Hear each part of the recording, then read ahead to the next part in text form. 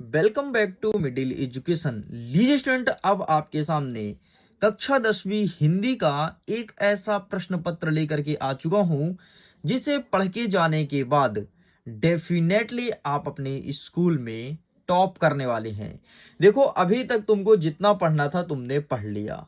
अब जो content middle education दे रहा है उसको आप एक रिवीजन पेपर की तरह समझ के और रिवाइज करके चले जाओ। बस मैं इतना ही बोलूंगा, तुम रिवाइज करके चले जाओ, डेफिनेटली तुम्हारा नंबर सबसे अच्छा आएगा। इस बात की मैं गारंटी देता हूं।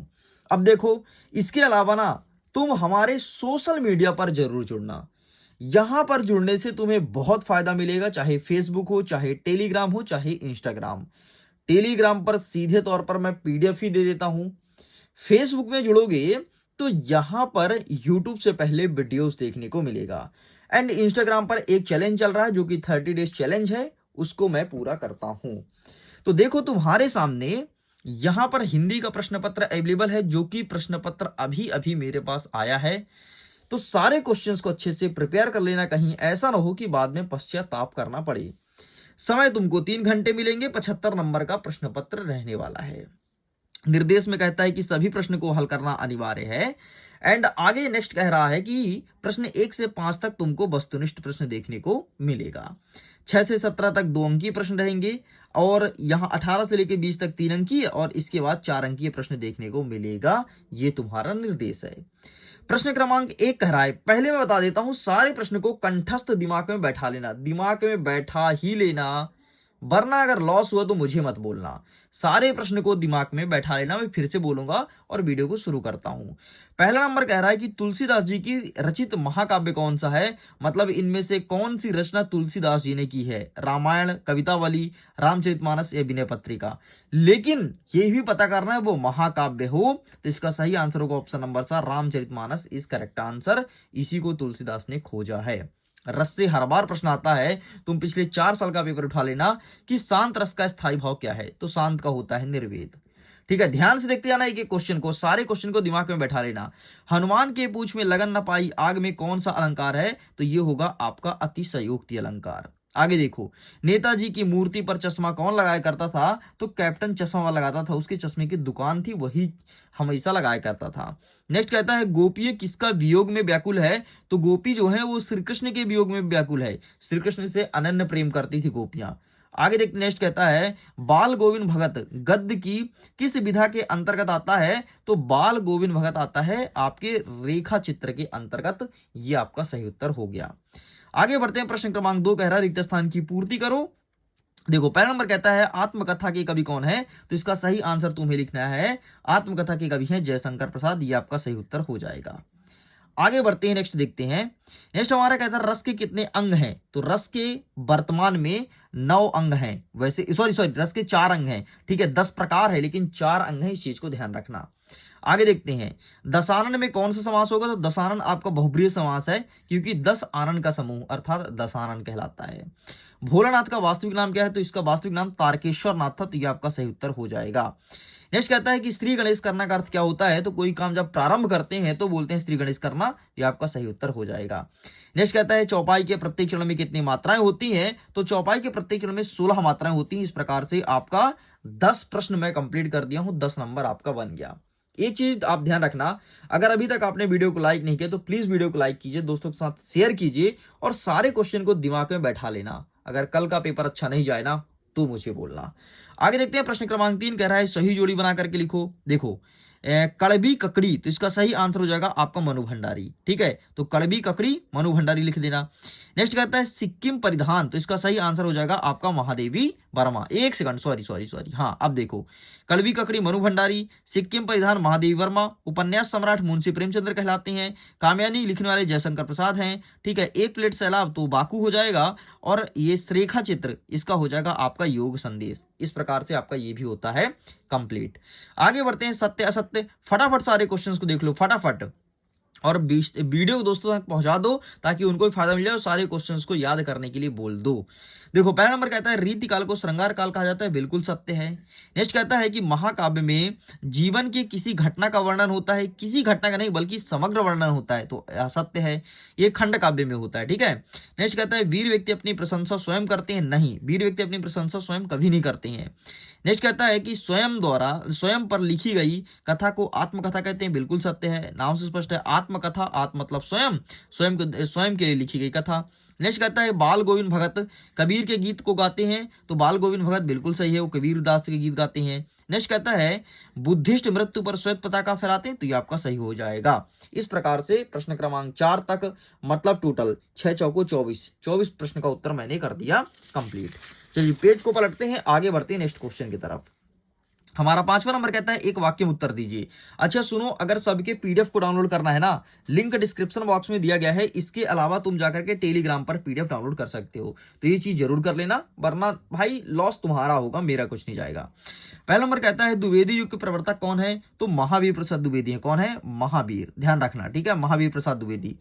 नेक्स्ट कहता है पीपर पात सरिस मंडोला में कौन सा अलंकार है, तो यहां पर है उपमा अलंकार। कौन सा है? उपमा अलंकार। नेक्स्ट कहता है कि सिक्किम में कौन सा जानवर का दूध उपयोग में आता है, तो याक का। सिक्किम में याक का दूध सबसे अधिक उपयोग में आता है, ध्यान रखना। नेक्स्ट कहता है नेता सुभाष चंद्र बोस की प्रतिमा कहां लगाई थी, तो चौराहे पर लगाई गई थी, चौराहे पर। सारे क्वेश्चन को अच्छे से याद कर लेना। शिव धनुष को किसने तोड़ा था, तो भगवान श्री रामचंद्र ने तोड़ा था, ठीक है, परशुराम वाले पाठ से है। निपात शब्द किसे कहते हैं, तो किसी शब्द में बल देना या जोर देना ही निपात शब्द कहलाता है। इस प्रकार से यहां तक हमने कर दिया अच्छे से कंप्लीट। समय बहुत कम है और हमें लगभग 10 से 15 मिनट में सारे क्वेश्चंस को कवर करना है, तो फटाफट आगे बढ़ते हैं और प्रश्न क्रमांक 6 को देखते हैं। 6वां नंबर कहता है प्रयोगवाद काल की कोई दो विशेषता लिखिए। एंड अथवम कहता है कि छायावाद के कोई दो कवि का नाम तथा उनकी एक एक रचना लिखना है। तो आइए मैं दिखा देता हूं फटाफट इसका सही आंसर क्या होगा। तो इसके लिए हमें जाना पड़ेगा बुक में, तो एक सेकंड वेट करना, मैं सारे आंसर को तुम्हारे सामने रखूंगा और जल्दी जल्दी रखूंगा, स्पीड में रखूंगा, ठीक है। चलो पहला क्या बोला है, प्रयोगवाद। तो प्रयोगवाद आपके सामने ये प्रगतिवाद है, ठीक है, और ये रहा प्रयोगवाद, ठीक है। इसकी क्या पूछा है, विशेषताएं। तो ये देखो दो विशेषता लिखा गया, फटाक से इसका स्क्रीनशॉट ले लो, समय कम है भाई, ठीक है। आगे देखते हैं छायावाद के दो कवि का नाम तथा उसकी एक रचनाएं। सारे क्वेश्चंस को रट ही लेना, ठीक है, बाद में पश्चाताप ना करना पड़े तुमको। तो ये दो कवि और इनकी रचनाएं, यहां पर से तुम इसका फोटो ले सकते हो। आगे बढ़ते हैं दास और सूर्यकांत त्रिपाठी निराला की काव्यगत विशेषताएं। तो देखो इसका लिंक मैं डिस्क्रिप्शन बॉक्स में दे दूंगा, जितने भी आपके कवि हैं, लेखक हैं, सबका बाकायदे मैं पीडीएफ बना के रखा हूं, तो सीधे तौर पर तुम पीडीएफ ही डाउनलोड कर लेना और जो जो तुम्हारे एग्जाम में आ रहा है वो डाउनलोड कर लेना, बाकी सब डाउनलोड मत करना, ठीक है। तो सूर्यदास सूर्यकांत त्रिपाठी निराला का मैं दे दिया हूं, जा करके डिस्क्रिप्शन बॉक्स में देख लो, बढ़िया लिखा है कवि का नाम, और उनके नाम के सामने क्लिक करो, पीडीएफ आ जाएगा, देख लो।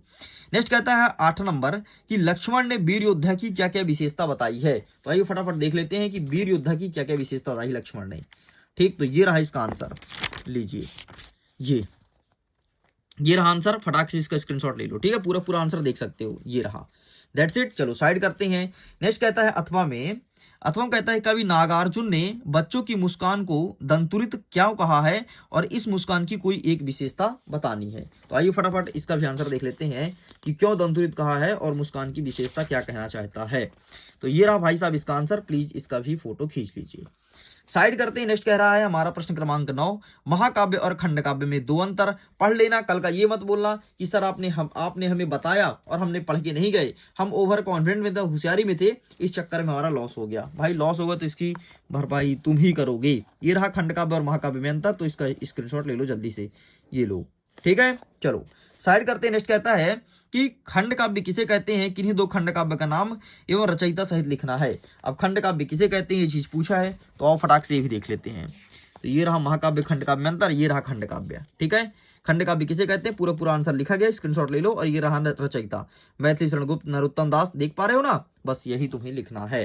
तो दो लिखना, अपने हिसाब से छांट लेना जो तुमको सरल लगे। 10वां नंबर कहता है हास्य रस की परिभाषा उदाहरण सहित लिखना है। प्रश्न क्रमांक 10 कहता है, ठीक है। तो आइए देख लेते हैं हास्य रस।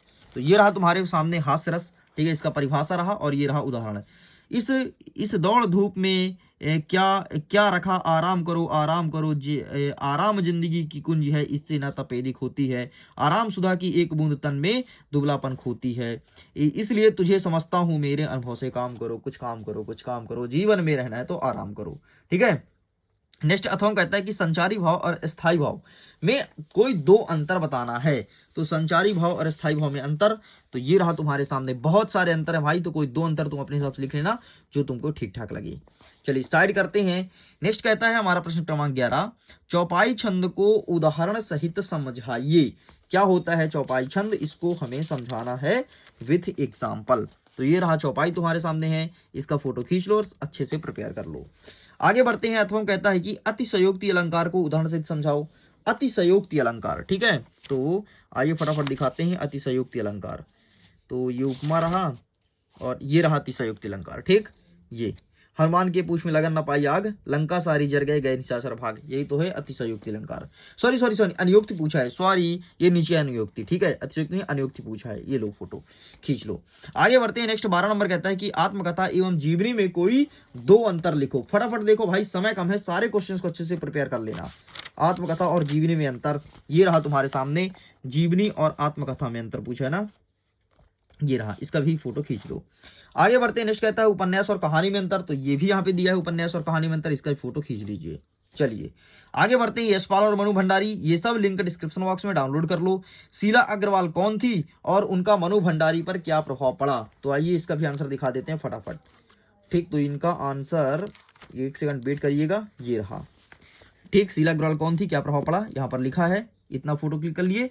अब देखो पेज को पलटता हूं और ये रहा अंतिम वाला। चलिए इस प्रकार से कंप्लीट होता है। आगे बढ़ते हैं। अथवा कहता है लखनवी अंदाज पाठ के पाठ में किस पर और क्या व्यंग किया गया है। लखनवी अंदाज वाले पाठ में, ठीक है, क्या व्यंग किया गया है, ये प्रश्न पूछा है। तो आइए मैं दिखा देता हूं, ये रहा है आपके सामने इसका आंसर, ठीक है। तो इसका फोटो खींच लीजिए। चलिए आगे बढ़ते हैं, ये कंप्लीट हो गया पूरा पूरा। आगे देखते हैं। प्रश्न क्रमांक 15 कह रहा है कि निम्नलिखित शब्दों का समास विग्रह करो। पंचवटी, तो 5 वृक्षों का समूह। अजन्मा मतलब जिसका जन्म ना हुआ हो, और नीलकमल मतलब नीला है जो कमल, ठीक, यही लिखना था। नेक्स्ट कहता है मुहावरे का अर्थ लिख करके वाक्यों में प्रयोग करना है। तो खून पसीना एक करना मतलब अत्यधिक मेहनत करना, जैसे राम कक्षा 10वीं में इतना पढ़ाई किया कि खून पसीना एक कर दिया। आंखों का तारा मतलब अत्यधिक प्रिय होना। राम नाम का बच्चा अपने स्कूल के मैडम के आंखों का तारा है, ठीक है। आगे देखते हैं 16 नंबर। अर्थ के आधार पर वाक्य कितने प्रकार के होते हैं, किन्हीं दो के उदाहरण लिखो। मतलब कितने प्रकार के होते हैं पहले ये बताना है, फिर आपको दो प्रकार बताना है कि दो प्रकार ये है, ठीक। तो आइए फटाफट देख लेते हैं। अर्थ के आधार पर वाक्य होते हैं आपके 8 प्रकार के, ठीक है, 8 प्रकार के होते हैं, और दो देख लो, निषेधवाचक, आज्ञावाचक, प्रश्नवाचक, इच्छावाचक, संदेहवाचक, विस्मय और संकेतवाचक। जो अच्छा लगे लिख देना, समय कम है, पूरा कवर करना जल्दी से। अथवा कहता है कि संधि किसे कहते हैं, स्वर संधि के कोई दो उदाहरण दीजिए। तो संधि किसे कहते हैं, प्रश्न पूछा है ना, तो आइए दिखा देते हैं कि क्या होता है संधि। ये लिखा है संधि, जब दो या दो से अधिक वर्णों को आपस में मिलाते हैं तो उनसे जो विकार निकलता है उसे संधि कहते हैं। ये 3 प्रकार का होता है, स्वर, व्यंजन और विसर्ग, ठीक। तो ये रहा, इसका फोटो क्लिक कर लीजिए। चलिए इसे साइड करते हैं। नेक्स्ट क्वेश्चन देखते हैं। 17 नंबर कहता है कि माता का आंचल पाठ के आधार पर शिशु का नाम भोलानाथ कैसे पड़ा। वाह क्या गजब प्रश्न पूछा यार, ठीक। तो आइए फटाफट इसका भी आंसर दिखा देता हूं मैं। तो ये रहा तुम्हारे सामने इसका आंसर, ये रहा, शिशु का नाम भोलानाथ कैसे पढ़ा, इसका फोटो खींच लो और बढ़िया अच्छे से प्रिपेयर कर लो। आगे बढ़ते हैं। नेक्स्ट कह रहा है हमारा प्रश्न क्रमांक 17 का था, कवि लोग स्टाम्प के लिए प्रसिद्ध हैं। भाई इसका आंसर मुझे नहीं मिला, नए पैटर्न के आधार पर क्वेश्चन है, नहीं पता कहां से पूछा है। 18 नंबर कहता है कि काव्यांश का संदर्भ प्रसंग सहित भावार्थ लिखना है। एक के नहीं, छो के नहीं, ढेर सारी नदियों के पानी का जादू, ये वाला प्रश्न पूछा है। तो आइए फटाफट इसका आंसर मैं दिखा देता हूं। तो ये रहा इसका आंसर, ठीक है, एक के नहीं, यही वाला प्रश्न है ना, तो ये रहा, ठीक। इसका ये रहा संदर्भ आपके सामने, ये रहा प्रसंग और ये रहा भावार्थ। बस इतना लिख के कंप्लीट करेंगे। साइड करते हैं। नेक्स्ट क्या कहता है अथवा में कि छोटे से जीवन को कैसी बड़ी कथा आज कहूं, क्या यह अच्छा नहीं औरों का सुनता मैं मौन रहूं। ये चीज पूछा है ना, तो आइए फटाफट इसका भी दिखा देता हूं। सारे क्वेश्चंस को अच्छे से प्रिपेयर कर लेना, सारे क्वेश्चंस को अच्छे से प्रिपेयर कर लेना, क्योंकि बहुत सारे जिला में सेम टू सेम यही प्रश्न पत्र रिपीट होने वाला है, इस चीज को ध्यान रखिएगा। चलो अच्छा सॉरी, अभी आधा हुआ ना, थोड़ी सी और बाकी है, इसका भी स्क्रीनशॉट ले लो, ये रहा। चलो साइड करें। नेक्स्ट कहता है 19 नंबर, अब तुमको गद्यांश का संदर्भ प्रसंग सहित भावार्थ बताना है। तो आप फटाफट गद्यांश देख लेते हैं। गद्यांश में बाल गोविंद भगत वाले पाठ से है, तो ये रहा तुम्हारे सामने बाल गोविंद भगत वाले पाठ का गद्यांश, इसका भी फोटो क्लिक कर लो। लो फटाफट लो, बस इतना लिखना है, ठीक है, व्याख्या तक।